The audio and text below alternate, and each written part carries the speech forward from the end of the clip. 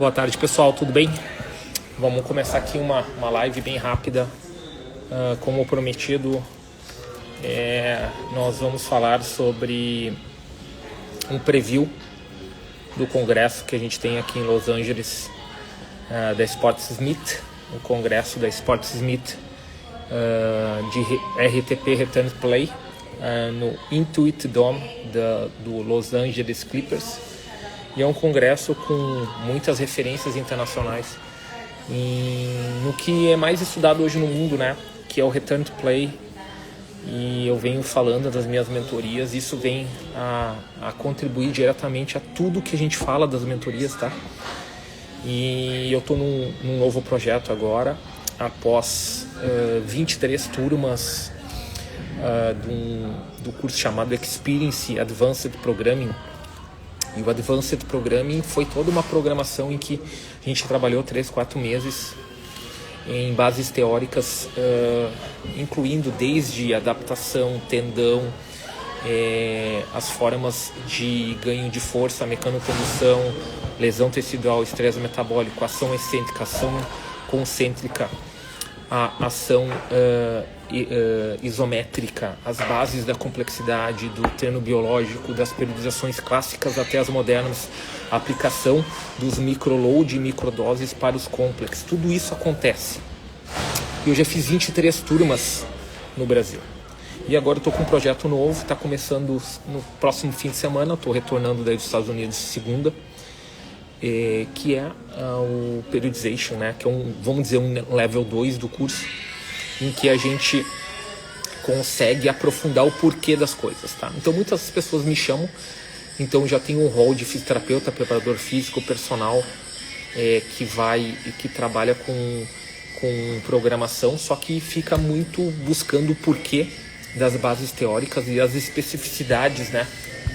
Que a gente precisa discutir antes de programar. Então o que a gente fez nesse Periodization? As primeiras turmas são em julho, agosto agora, são 4 turmas no Brasil e tem mais 4 em outubro e novembro. A gente buscou conceituar a teoria da adaptação moderna, que saiu da simples síndrome da adaptação geral para um fitness fatigue paradigma, que nada mais é do que a explicação de que nós temos estímulos positivos agudos e crônicos negativos a longo prazo, e que hoje quase ninguém mais treina para maximizar nada, porque tudo que maximiza tem uma queda de performance. Então todo mundo otimiza. O que é otimizar? Estabilizar as capacidades com uma temporada longa, 6-8 meses. É a nossa realidade na reabilitação e no esportes performance.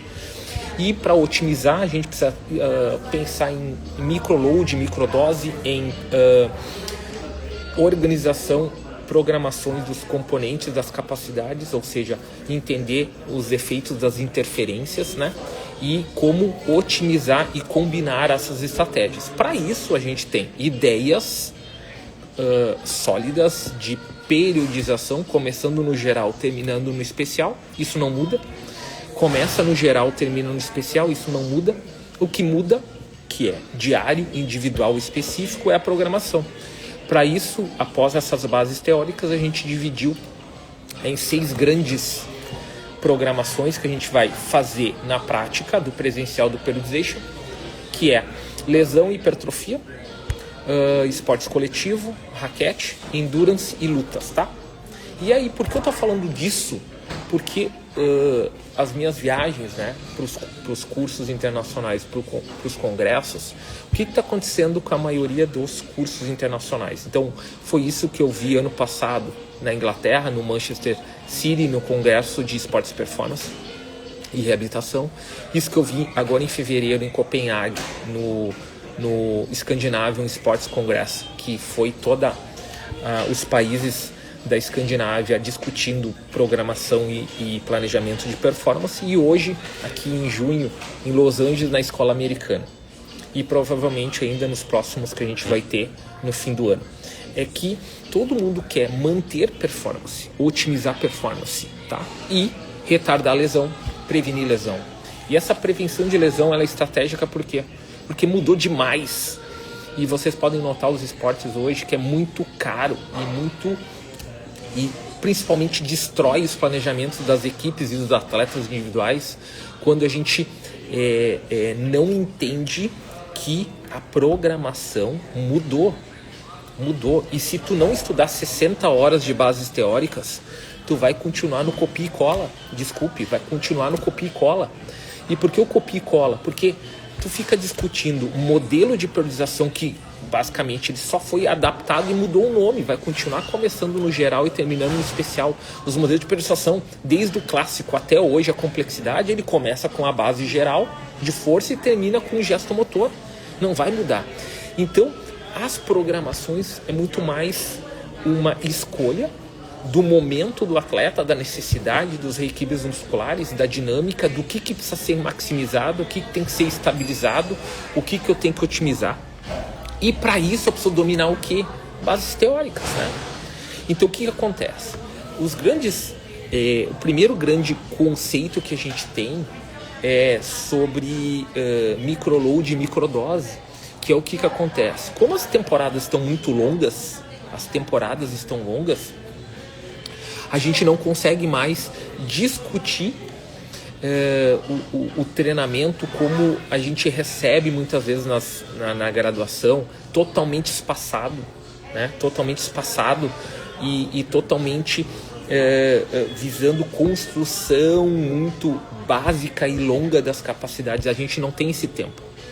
Então, o planejamento hoje microload e microdose, diferente de um tapering tradicional em que a gente foca para num período específico atingir a máxima performance, o microload e microdose é uma tentativa de manter todas as capacidades num nível ótimo e desempenhar a qualquer momento dentro da semana em meses acumulados, ou seja, desde o agudo até a crônico máxima performance.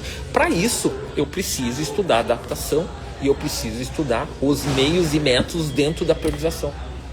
E aí não vira um copia e cola, vira sim um planejamento, avaliação e constante refinamento de cada abordagem. Então vamos lá. Quem está aqui no congresso? Nós vamos ter o Keith Baar, né? Keith Baar, que vocês escutam, desde 2015, é um dos pilares do treinamento isométrico, principalmente para a reabilitação do tendão, stress relaxation, stress shielding, e ele é uma das referências hoje que dá o suporte de que todas as ações econômicas eficientes do treinamento são voltadas a que as ações eficientes e econômicas são tendão dominantes, né? E ele é um mecânico, ele é biomecânico, é PhD. Então esse cara que é PhD em biomecânica, ele dá uma visão e solidifica as bases teóricas para quê? Da complexidade. Então eu nem tinha falado complexidade, não falei complexidade, eu só falei que um biomecânico entendeu que a força intramuscular do tendão é a chave para a economia de movimento e retardo de fadiga que vai prevenir lesão e otimizar a performance. Então eu sempre venho batendo na tecla que a informação existe há 30 anos, só que agora a galera está pegando essa informação e criando meios e métodos específicos dentro de uma ideia que já existe desde 1960. Eu começo pela base de força e termino pelo movimento. Obviamente que antigamente o movimento era muito mais geral e hoje a gente está buscando a especificidade. E por que o movimento ficou muito específico? Porque a fadiga ou a queda de performance é muito mais pelo excesso de volume de treino inespecífico, ou seja, ficar gastando as liberações hormonais, porque a complexidade ela é controlada por respostas neuroendócrinas. E olha que fantástico é isso.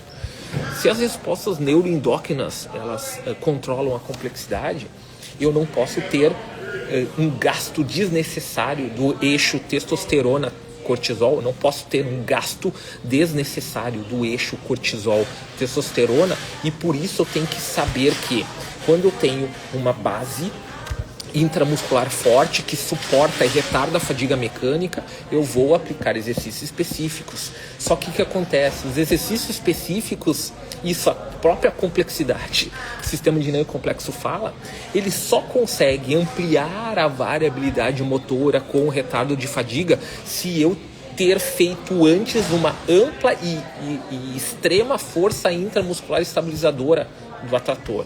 E aí, novamente, eu estou explicando a complexidade com uma visão biomecânica ou mecânica, ou seja, o Keith Baar vai falar sobre esses parâmetros, tá? Aí, ano passado, quando eu estive em Manchester, em Londres, no congresso sobre reabilitação, teve muita gente do Aspetar, do Qatar, que é um dos top 3 centros de reabilitação e performance. E no ano passado, o Enda King, que é um biomecânico que trabalha com quadril, pelvis, adutor, groin, né? Não teve oportunidade de estar presente no congresso, e esse ano ele está com 3 palestras e ele vai falar basicamente a gente sabe que ainda muita gente bate na tecla da lombar e do joelho, obviamente, que são questões estratégicas, né? Porém, hoje as lesões, devido à mudança do estilo de aceleração, desaceleração e lateralidade adutora, abdutora, ganhou grande força nos planejamentos de performance e prevenção de lesão, e por isso que ele vai palestrar sobre rehab de groin, hip, ou seja, adutores e quadril, e também como planejar movimentos lineares de aceleração e desaceleração e multidirecionais de change of direction, beleza? Então, fantástico também. Nós temos também o David Power, que é um fisioterapeuta e preparador físico vinculado ao Aspetar, e ele vai falar sobre a complexidade da recuperação de posteriores de coxa. Ainda é um dos top 3 lesões que nós temos sem contato, né? Posterior de coxa sem contato. Então, ano passado também nós tivemos 3 palestras sobre posteriores de coxa e prevenção e planejamento, então vai ser outro foco.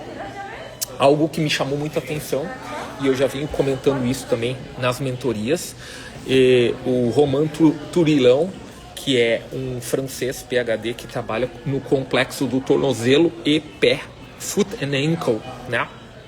E por que isso é tão fantástico, né? Novamente, a questão mecânica do comportamento do pé e do tornozelo, ou seja, o tendão de Aquiles e o comportamento dos movimentos de flexão plantar, dorsoflexão, inversão e eversão, e todas as musculaturas em equilíbrio voltaram com muita força.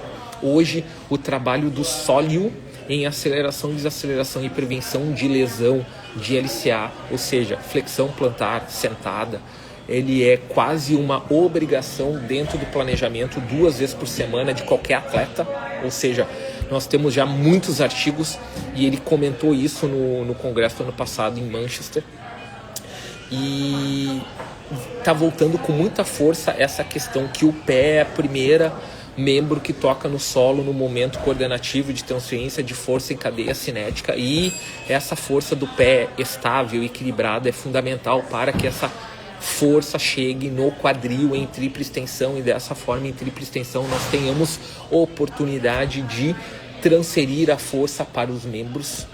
E voltando aonde surgiu essa questão do pé, surgiu lá em 2000, principalmente com o pessoal do treinamento tridimensional, do 3D Maps, do Gray Cook, que trabalha essa questão que o foot core, ou seja, o trabalho da força intrínseca da sola do pé e o equilíbrio das ações do tornozelo são fundamentais para criar a base da transferência de força para o quadril. Isso está correto. Obviamente que são 2 visões, uma visão de movimento em que o equilíbrio do trípode do pé, muitas vezes sem carga externa, é uma base coordenativa importante inicial, porém nós temos o trabalho também de carga mecânica do sólio, ou seja, flexão plantar, dorsoflexão e trabalhos de equilíbrio de inversão e eversão do tornozelo, que seria pronação e supinação, tá? Temos também aqui a questão do joelho, né? As cargas de controle de forças, e novamente nós vamos ter explicações sobre o novo entendimento de prevenção da recidiva de LCA.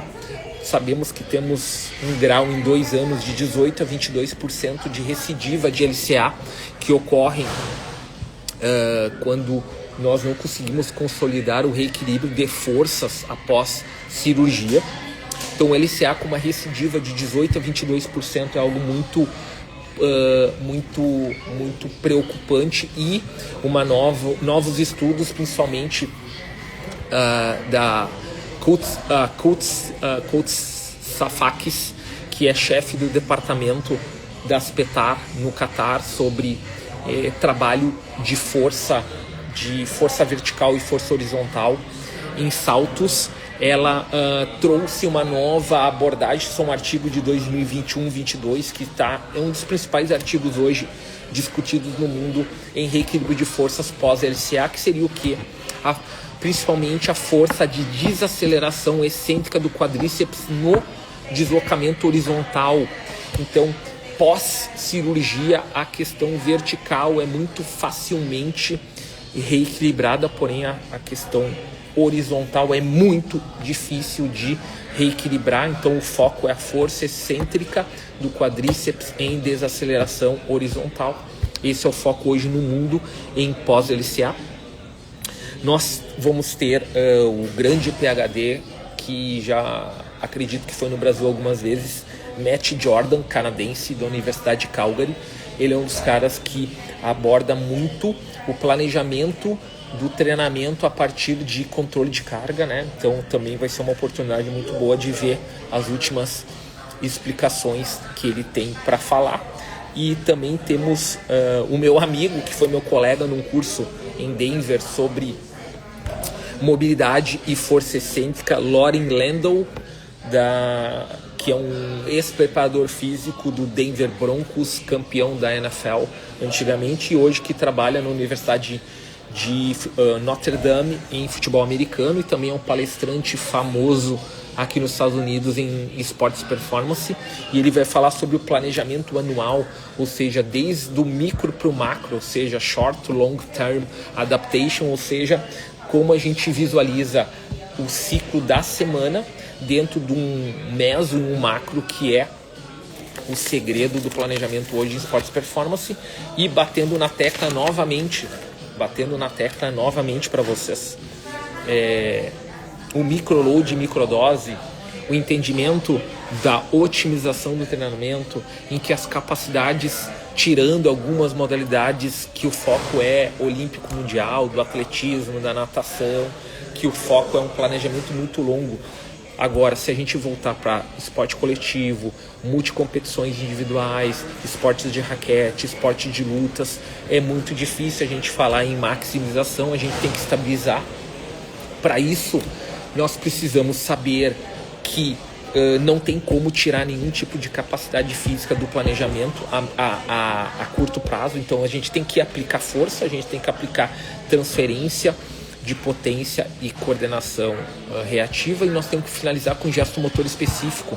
Essa tríade, qual é a melhor força? Sabemos, força neural até 5 segundos ou isometria até 5 segundos. Qual é a transferência? Depende da modalidade. A gente pode estar num pilar de transferência de força de RFD com uma carga externa mais alta, chamada força explosiva, ou uma força de potência com uma carga intermediária, ou uma força mínima de 10% de carga externa, baseado na coordenação específica, e terminar com o gesto motor. E aí o gesto motor sem carga externa, a gente vai escolher o sistema energético específico, se é uma dominância de qualidade com intervalos recuperativos maiores, ou as tolerâncias ao lactato ideais ou extremas, tá? Então essa é a visão, e para isso o domínio das bases teóricas são fundamentais. Nós precisamos dominar as bases teóricas. A ideia de complex e contrast training, que muitas vezes as pessoas aplicam isso como algo eventual, ganha muita força. Porque, primeiro, se eu preciso estabilizar tudo e preciso otimizar tudo, eu preciso aplicar estímulos que complementem todas as capacidades de forma paralela, ou otimize, ou seja, preciso de força, preciso de transferência e preciso de gesto motor. Transferência seria RFD, Rate Force Development, força explosiva, coordenativa ou de potência. Para isso, eu não tenho tempo. Pense, Qual é a realidade de eu chegar aqui e falar que nós precisamos treinar como o LPO ou o Powerlifting trabalha 2 turnos baseado no gesto motor específico em que a gente trabalha 4 horas por dia, 2 horas de manhã e 2 horas de tarde à noite, ou seja, 4 horas em que eu vou simplesmente, o meu gesto da academia já seria o meu gesto principal. Isso não é nossa realidade. Muitas vezes a gente tem 1 hora, talvez 1h30 para aplicar o treino de força e a estabilização das capacidades para daí ir para a parte técnica, tática e mental, que seria o gesto motor específico. Então, para isso, o Complex e o Contrast Training, ele veio como uma forma de otimizar o tempo, porque essa organização, ela favorece que os estímulos eles não concorram e sim eles se complementem, esses estímulos sendo complementados e não gerando um efeito de interferência, eles conseguem nos entregar o resultado que a gente precisa da performance, não exagerando o gasto hormonal, principalmente com picos excessivos de cortisol, que podem... qual o problema do cortisol? Qual o problema de treinar hipertrofia exagerada, bodybuilding num atleta de performance? Cara, é abrir uma janela de recuperação que leva 5 a 10 dias no músculo, no tendão, enquanto a gente tem forças em que a gente consegue uma recuperação em 6 a 24 horas. Ou seja, a gente consegue organizar a semana sem causar nenhum tipo de problema a médio ou longo prazo. Isso é o que está sendo discutido hoje em controle de carga, né? Eu posso citar Pellissieri, posso citar Tim Gabbett. Tim Gabbett tem um artigo fantástico, publicado no ano passado, em novembro de 2024, em que ele colocou, olha galera, nós precisamos entender que nós temos as recuperações das aplicações de carga de 6, 12, 24 horas até 3 a 5 dias. Então, se a gente errar o que é força, basicamente a gente aumenta o risco de ir para o overreaching não funcional, que pode virar um risco de lesão e que pode concorrer basicamente com o gesto motor que a gente quer aprimorar. Então, as informações que nós temos, tá, hoje na ciência, elas estão aí. É muito difícil de organizar elas tudo. Ou seja, a gente precisa passar alguns meses, né, com os raciocínios sendo linkados. Então, a gente precisa entender a adaptação, tem que entender fitness, fadiga, paradigma. Daí a gente tem que ir para os princípios que geram a adaptação, que é carga, mecânica, lesão tecidual, rompimento de fibra, estresse metabólico, acúmulo de lactato. A partir daí a gente tem que entender o que é com preparação e o que é performance, o que a gente está focando na força e na massa muscular, ou a gente está focando na estabilização da força, na transferência do movimento e no gesto motor.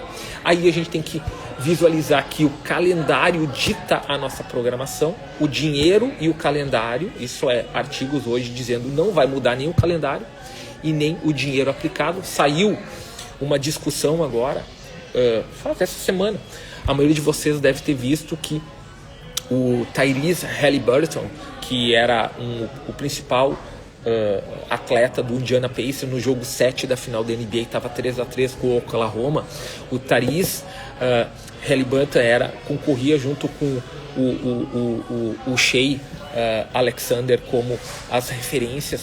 Infelizmente ele teve uma lesão de rompimento total do tendão de Aquiles. Obviamente que ele já vinha com um problema nas finais em relação à panturrilha dele e infelizmente ele teve essa lesão. E aí novamente voltou a discussão da redução do calendário da NBA, que é 82 jogos na temporada regular para depois dos playoffs, ou seja, uma temporada muito extensa de 8 meses. E prontamente o CEO da NBA, o diretor, falou que não vai ocorrer redução dos 82 jogos, não vai ocorrer, já está fora de cogitação, tá? E por quê? Porque se diminuir os jogos, basicamente, os 82 da temporada regular, vai mexer em todo o orçamento dos patrocinadores e das TVs, que pagam muito para ter esse rol da grade de exposição. Então, de venda dos direitos de transmissão, ou seja, não vai mexer. Já foi dito que cada time tem que se organizar, e tentar maximizar as adaptações, os planejamentos e minimizar os riscos de lesão. Então não vai ser no volume de jogos, principalmente também na organização dentro dos 8 meses. Isso não vai ocorrer. Então, novamente, falei do basquete, temos outras modalidades americanas aqui que também tem esse problema: beisebol, hóquei no gelo e futebol americano, que são temporadas muito exigentes e muito longas. No Brasil a gente tem o cenário do futebol e outras modalidades que tem também o calendário longo: vôlei, basquete, futsal, principalmente tênis também. Então o futebol hoje, vários atletas, times hoje estão com a parte legal, né? Que é 4 brasileiros participando do Mundial Interclubes e dentro de uma temporada já extenuante do Brasil, longa. Só que, cara, ganha muita grana. Tava tipo assim, um jogo que empatava na chave de grupo já ganhava $1 milhão e uma vitória, eu acredito que era 2 a 3 milhões, tá? Uma vitória. E agora os 4 times passaram. Um arremessador do Mets rompeu o tendão de Aquiles. Cara, é isso, basicamente, tá? Eu já vou falar um pouquinho isso, Fernando, antes de finalizar aqui, sobre o tendão de Aquiles, tá?